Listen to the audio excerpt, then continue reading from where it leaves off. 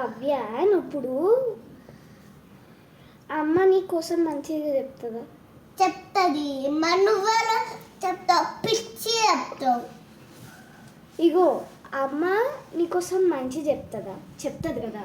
ఇప్పుడు తిట్టేటప్పుడు కూడా అమ్మనే మంచి చెప్తుంది.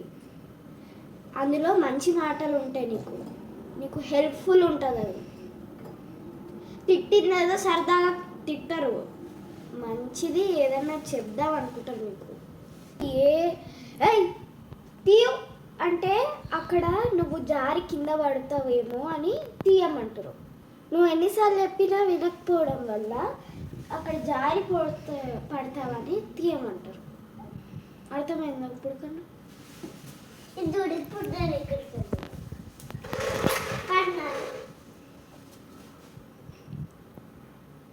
చూడకుండా ఒకవేళ నువ్వు వెళ్తావంటే ఇట్లా పడగలవా?